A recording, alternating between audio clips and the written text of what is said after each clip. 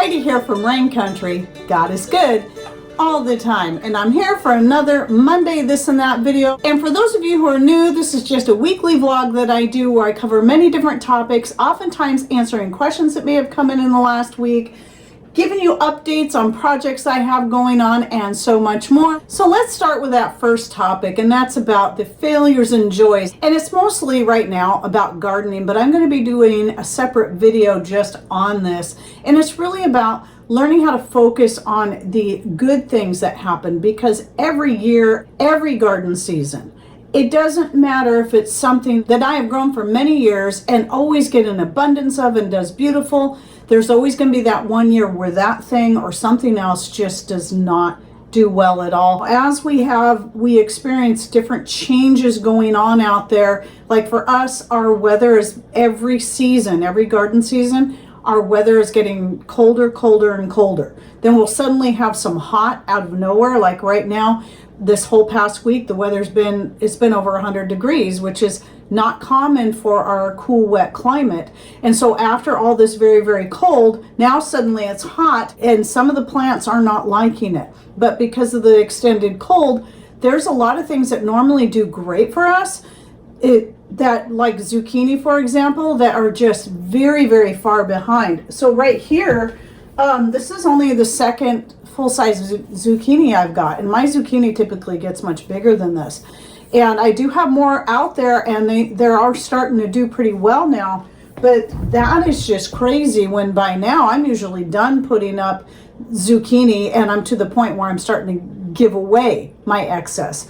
So it is kind of crazy how far behind things are, but I'm thankful, and the joy is that I'm still getting some zucchini, and that I'm getting any at all.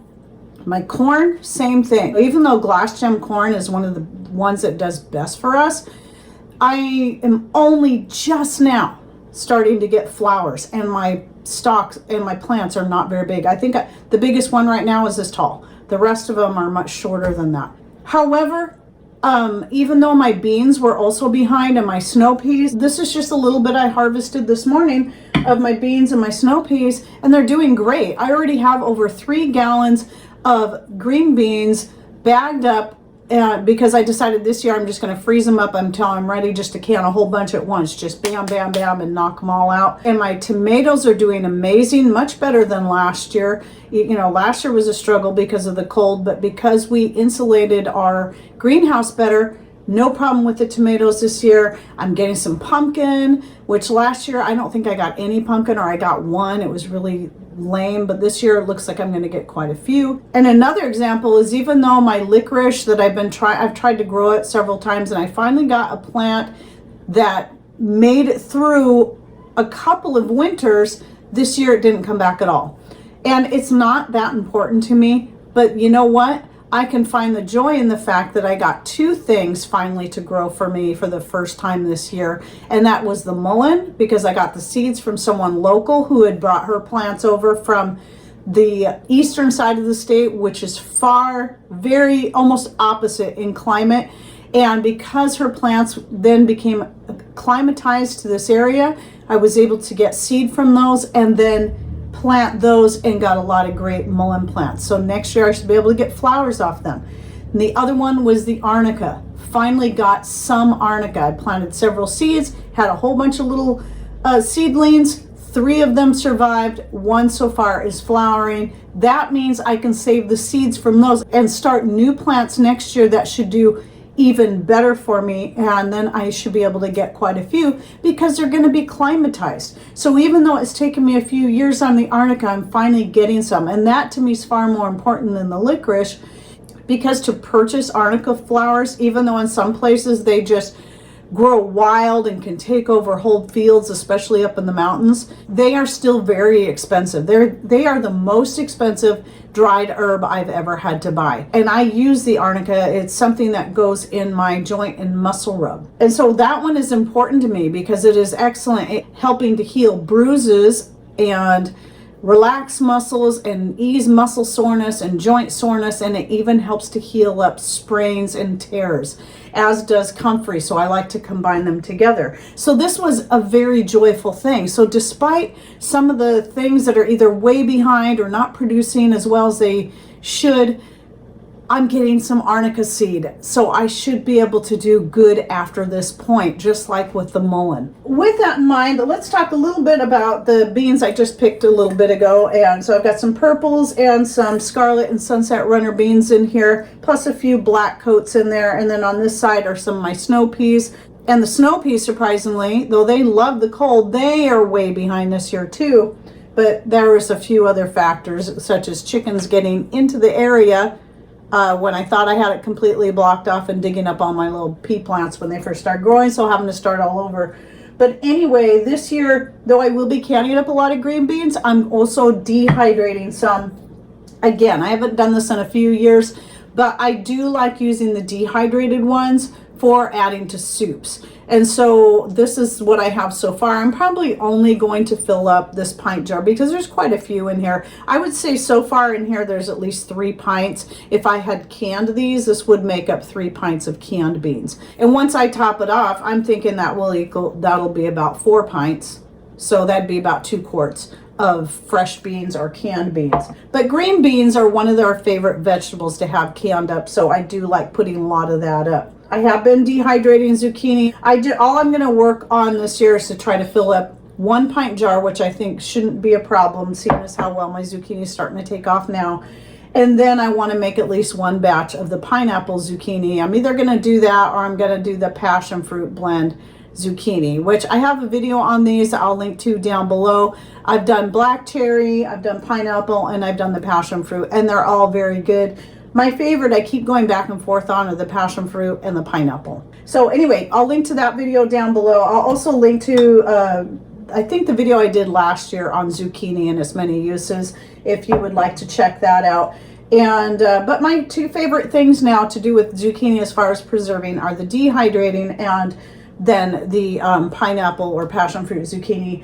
And that I like eating with cottage cheese. But the dehydrated zucchini goes in so many things. I put it in my Italian sauces. I put it in all of my soups or stews. I even throw it into gravies when I'm making certain gravies, just to not only just to use it up, but also to get the benefits and the nutrients that are in zucchini. So to me, this is the most used method right here. And I did can up some zucchini last year, and we've been working through that, but still this one's my favorite. Even though I'm not going to get near as much zucchini, even though I have about 3 times as many plants as usual, the good thing is that I always stay far ahead on everything. And so I have zucchini, like full jars of zucchini that go back 2 years ago. So I'm covered, because I might work through 1 pint jar in a year, maybe 2 tops. So that's the good thing about putting up as much excess as you can, because you don't know from year to year if just because something does great for you 5, 10, 15 years in a row doesn't mean out of the blue it suddenly won't, because anything can happen. Just like chickens getting in my snow peas and digging up all my young plants and me having to start the whole thing over, and that happened twice. So that's why my snow peas are so far behind. But by being ahead and having enough for at least a couple of years put up, if something like that happens and I don't get anything, well, I'm at least covered for another year. It was a week or 2 ago where I was talking about the turkey tail mushroom, and I do have a video coming out where I talk about the benefits and uses for turkey tail. But I wanted to bring up, I ended up with, I think, 4 or 5 quart jars. I did take one of them and tincture it, but before I did, I took a bunch of those mushrooms out, because I had the jar packed full, and then when I decided to tincture it, I knew it was going to soak up quite a bit of that. So I took a bunch of the mushrooms out and put them in a smaller jar. And so I'm working through these ones right now. And what I'm actually doing right now is I'm just taking a chunk of this, 1 chunk, about this size, maybe a little bit bigger, just whichever one I grab. I toss that into my coffee cup in the morning, top that off with some hot coffee and let it sit for a few minutes. And I'll use that same piece of mushroom for a few days in my coffee. The flavor that it adds is very minimal, but it blends nicely with the coffee. And so that's just one way I can get the benefits from the turkey tail every single day is in my morning coffee. And so I'll even throw, when I make some tea, I'll even pour the tea over that as well, like a peppermint tea or whatever. But sometimes I'll even still put a pinch of some kind of spice like a cinnamon, nutmeg, and or cloves. And that's a nice blend there. So that's what I've been doing with the turkey tail. But be watching for that video. I think it's a few weeks out yet because I'm so far ahead on my videos, which is, by the way, another reason why I like doing these this and that's once a week, so I can keep people more updated on current things such as the garden and what's happening there. Now let's talk about collaborations. I wanted to actually mention this early, but I'm going to link to the video I did that gives a lot of details on how these collaborations work, so I don't have to cover all this again today, but I just mostly want to remind everyone that I think what I'll do is take the canning collaboration photos clear up to the end of this month. So August 31st will be the last day to get your photos in. Good, clean, clear photos with not a lot of background noise. And then tell me what name you want added to your photo. And again, if you want more information about that and the requirements for that, please check out that video I'll be linking to down below. And then your photos will be sent to raincountryhomestead@gmail.com under the title Canning Collaboration. But I have 2 more collaborations coming up shortly after, so go watch that video. Okay, so a couple of questions I wanted to cover real quick, and that is, you can see I've got a couple of vinegars going back here. They're not done yet, but they're both done bubbling. There's been this misunderstanding coming up lately where people think that they send me emails and they're like, my vinegar stopped bubbling at about 2 weeks. What should I do? Should I add more sugar? Absolutely not. That means it's right on time. It's doing exactly what it should be doing, because that first 2 weeks where all that action is going on, that's that bacteria and yeast eating the sugars and producing those gases. So once you get to about the 2-week mark, it's worked through most of the sugar. It might still taste sweet, but most of the sugar is gone. That's why you're not seeing as much or no bubbles happening. And typically at that point, you don't need to stir it anymore, because usually everything stays below the level, the water level, the surface level. So you don't have to worry about it molding, but you can still stir it if you want to.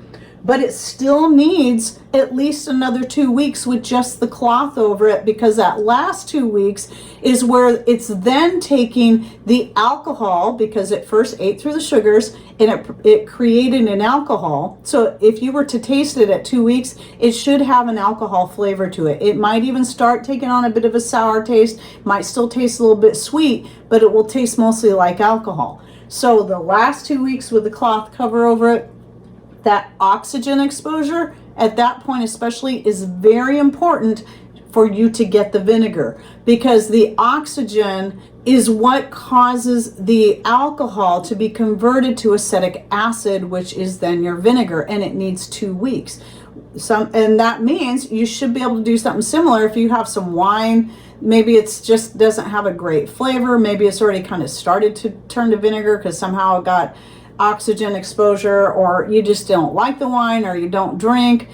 You can do the same thing. You put your wine in an open container, like a jar like this, with a cloth over it so it can get oxygen exposure, and it should take about 2 weeks for it to then be converted to vinegar. And then the other question I got was very similar, because it's a fermenting related question, and it has to do with wine. Somebody was asking me what happens if I don't, they're picking their blackberries and they're worried they're not going to get enough juice from their blackberries to equal a whole gallon. Well, first of all, just understand that if you're trying to make a gallon of wine and you're using my method, you only actually need 3 quarts of juice, because you're going to be adding a total of 3 cups of sugar, and then you're going to be adding 1 whole cup of the fermentation starter liquid, the fermentation starter that you make yourself. And I'll link to my full winemaking playlist down below, and that will equal a gallon right there. I usually put the 2 cups of sugar in right away. I add the 3rd cup at a week. I don't go past a week when it comes to that, or try not to. I wait until once it's really active, about 2 or 3 days into the very active phase and it's very bubbly, I will add the sugar. But I learned the hard way that the best way to do that when you go to add that third cup, take out some of the liquid. So 2 to 3 cups of the liquid out of the jug. Add your 1 cup of sugar to that and mix it in very well. It doesn't have to be fully dissolved, but it would be good if you could get it mostly dissolved. Then slowly pour it back into the jug. If you try to add sugar directly to the jug, it's going to cause an explosive reaction, and it's just going to go everywhere. Maybe not every time, but sometimes it will. Because I've done that. I did that several times and it didn't happen. And then there was a couple times where boom, it did. So I learned that it's just best to go ahead and pull the liquid out, add that sugar, and then let it finish fermenting. Make sure there's water in your airlock though. Some people forget that. If you don't have water in your airlock, that oxygen is going to get in there and turn your wine to vinegar. But anyway, the main thing I was going to cover is that I found actually, I've made 2 different batches of blackberry wine. The very first batch was the best. And it was the one where I was using mostly blackberry juice, but I didn't quite have enough blackberry juice. So I went and grabbed one of my jars of grape juice that I canned up from our own grapes, and it was a quart. And I added that and mixed it in with the blackberry juice, and then got the wine going, and that one tasted amazing and had such a beautiful color. And you can see here, this is what it looked like, a nice burgundy color. And then one year after that, I decided I had a lot of blackberries, and I was trying to clean a lot of the blackberries out of my freezer, and decided I'd just make straight blackberry wine with no added grape juice to it. And it still turned out quite good, but the flavor wasn't quite as intense, and the color was almost black. Well, it's still rather beautiful, and you can see it in this image here.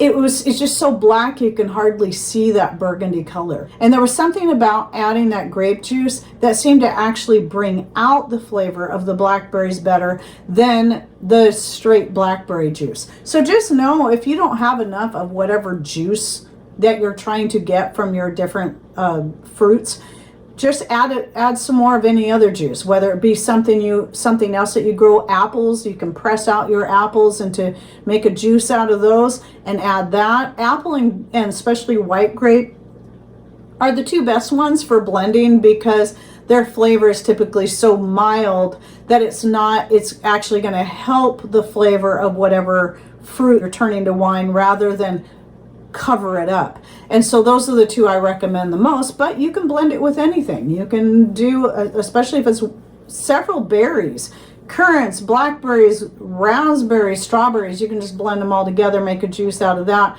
and then make your wine. And I think I've made a triple berry mead before, though I haven't made a mixed berry wine yet.